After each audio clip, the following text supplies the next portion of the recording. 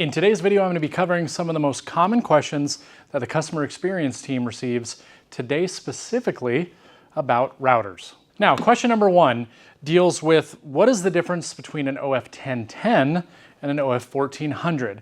Now, there are two key differences that I want to address between these two routers.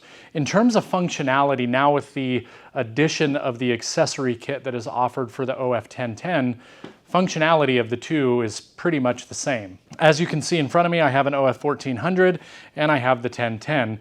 You can see that the OF1400 is a bigger router. Well, that's because it is the more powerful router.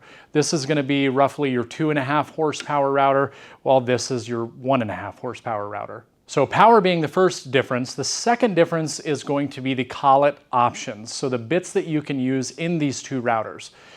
This comes standard with a 1/4 inch collet and also an 8mm collet. While this also comes with those, it does include a 1/2 inch collet. So this is going to give you the ability to use the larger bits. So if that's something that you need, then this is going to be the better option. So that leads me to question number two, and that's discussing collet sizing. So here in the US, 1/4 and 1/2 inch are the standard sizes that are the most common. However, in Europe, 8mm is the common size. And if you buy Festool bits, like this set right here, every single one of the shanks on these bits are 8mm. So because of that, they include the 8mm collet inside of each one of the boxes for the routers. The next question that is often asked is explaining the differences between the plunge routers, these two right here are plunge options, versus a non-plunge trim router. This is the MFK700. This does not have a plunge option. So in reality, you can do a lot of the same things with the plunge routers that you can with this being the MFK700. Where a non-plunge router really excels is outside or inside profile work, or let's say routing a groove from the back end of a panel using something like this being an edge guide. Now, like I said, you can do those exact same things with these routers.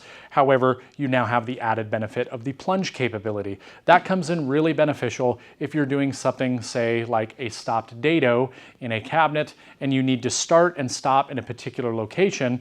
It's a lot easier to plunge down with the router than it is trying to drop a router straight down. Now, one more difference between a standard trim router and a plunge router is, typically speaking, plunge routers are going to be larger, as where trim routers are a lot smaller because they are used for a lot more of the fine detail work and external and internal radius or shaping. So having something smaller, easy to manipulate is typically going to be in your trim routers, where you're going to get a little bit larger in your plunge routers. The next topic I want to address has to do with installing and tightening of a router bit and how to do it properly.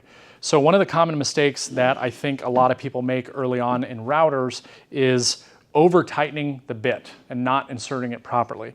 What that can cause is issues later on when you're trying to remove that router bit.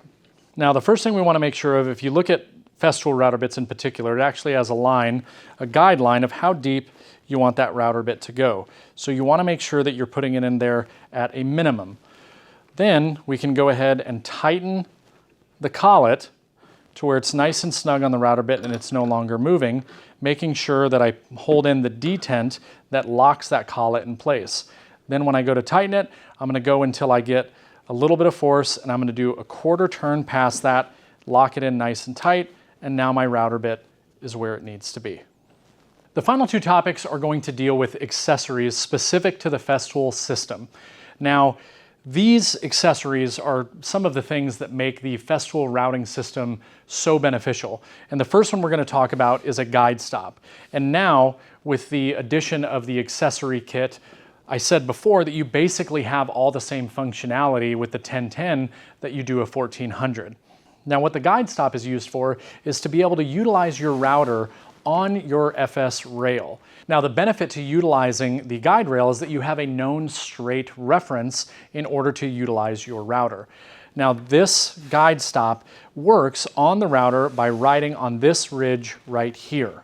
Now, to use this, you simply slide your router on, making sure that part of your router is actually supported by the rail itself, and then I can utilize these alignment lines, which this line here is directly in line with the center of the bit, and I'm able to line that up exactly on where I want that bit to cut. From there, we want to make sure to lower down this support foot on the side, because that is going to help balance and support this router as I'm pushing it on the rail.